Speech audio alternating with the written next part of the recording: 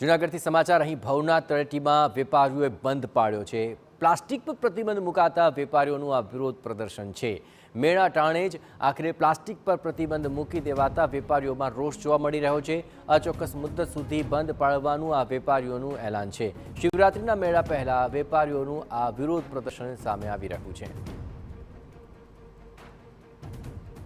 આ સમગ્ર મામલે વધુ વિગતે વાત કરવા જોડાઈ રહ્યા છે જૂનાગઢથી સંવાદદાતા વિજયસિંહ। આખરે વેપારીઓની જે માંગ છે તેને લઈને શું કોઈ વાતચીતનો દોર કે કંઈ ચાલી રહ્યું છે કે પછી હજુ પણ આ વિરોધ પ્રદર્શન છે તે યથાવત રહેશે?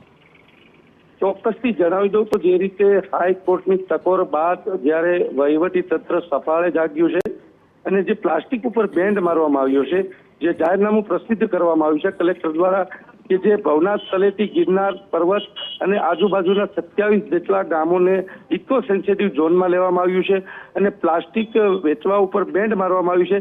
ત્યારે આગામી 5 માર્ચના જ્યારે શિવરાત્રીનો મેળો પણ આવી રહ્યો છે, ભવનાથ તળેટીના જે વેપારીઓ દ્વારા જે તેમને નોટિસ આપવામાં આવી છે મહાનગરપાલિકા દ્વારા અને તેમને પ્લાસ્ટિક વેચવાની ઉપર બેન્ડ મારવામાં આવ્યું છે, ત્યારે વેપારીઓની ખાસ કરીને માંગ છે કે તેઓએ અગાઉથી જે માલ લઈ લેવામાં આવ્યો છે, 10 થી 15 લાખ જેટલા ભાવિકો આ મેળામાં આવતા હોય છે, ત્યારે આ તાત્કાલિક જે નિર્ણય લેવામાં આવ્યો છે કે જે પ્લાસ્ટિક ઉપર બેન્ડ મારવામાં આવ્યું છે, જાહેરનામું પ્રસિદ્ધ કરવામાં આવ્યું છે, તેને લઈને વેપારીઓ દ્વારા આજે સમગ્ર વેપાર ધંધા બંધ રાખી અને જ્યારે રોષ પ્રગટ કરવામાં આવ્યો અને વિરોધ કરવામાં આવ્યો છે અને હાલ પણ તેઓ ઉપવાસ ઉપર બેઠા છે। હજુ પણ કોઈ પણ પ્રકારનો નિર્ણય નથી લેવામાં આવ્યો। વેપારીઓની ખાસ કરીને માંગ છે કે જે આ નિર્ણય છે તે પરત ખેંચવામાં આવે।